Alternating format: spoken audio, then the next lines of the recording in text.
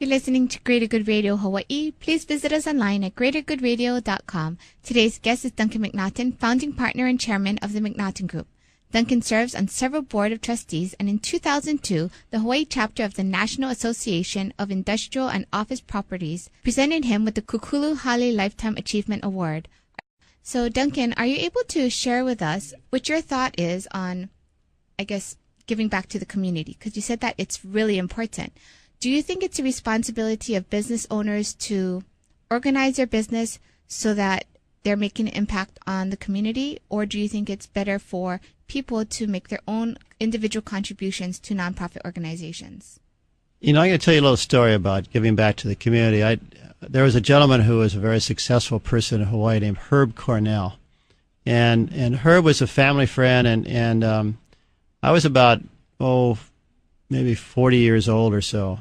And he asked to go to lunch with me. I had had very little contact with Herb Cornell. He was president of Dillingham Corporation and was there. He was, kind of a godlike figure in my mind. And so I was honored to go to lunch with him. And he had a message to me. And he said, Duncan, for some reason your generation has not gotten involved in the community the way I think they should.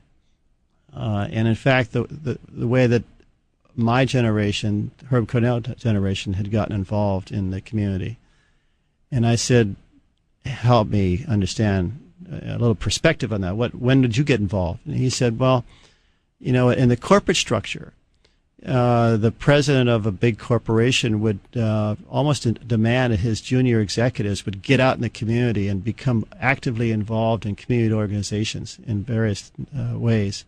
In fact, Herb mentioned to me, I think he was about 34 years old when he was the chairman of the Board of Regents of the University of Hawaii. So, rightfully so, he pointed out to me at 34 he had a major commitment to the community through the UH. And at 40, I had done nothing much more than be on the Hawaii Preparatory Academy Board, which was sort of a private institution. So he was asking and sort of demanding that I should organize my age group to do more. And so there was a real message I got from him. And I mentioned the corporate environment where, as opposed to the entrepreneurial environment, which I sort of think I was a part of, they were much more structured at getting their people to go do what I just mentioned. And the entrepreneurs were working so hard that they didn't feel they had the time or the resources to go throw at community activities, right? And you can get caught up in that and believe that. Of course, you can always make time for anything you want to do. It's just a matter of priorities, right? But we were in a survival mode as entrepreneurs, right? And so we were very conscious of doing things for ourselves. And it didn't really dawn on me until Herb woke me up one day that I really needed to do more. And then how do you see that fitting into your life and your business? Because I noticed that the more things that we do for the community, business just does better for some reason. Not so much we do it because the business is going to get better, but it just does. You meet great people when you do things for other organizations, particularly charitable ones. And there are very successful people who are touching charitable operations, whether they run them or whether they're on a board of advisors for them, or whether they're just supporters, either financially or with their time. And you get to interact with all that, and not only just at board meetings, but more in the activities of the organization where you actually get down and have a chance to talk casually to the people who are making a difference. And you bring that perspective back to your business, and you bring those contacts back to your business. I don't care whether you meet an attorney or a banker or a marketing guy who all of a sudden was in the charitable organization that you didn't know before.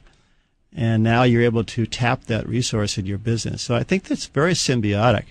But primarily, it makes a difference in the community. It helps people's lives.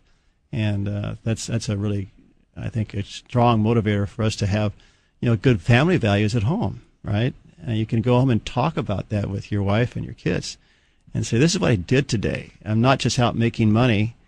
I'm actually trying to make a difference.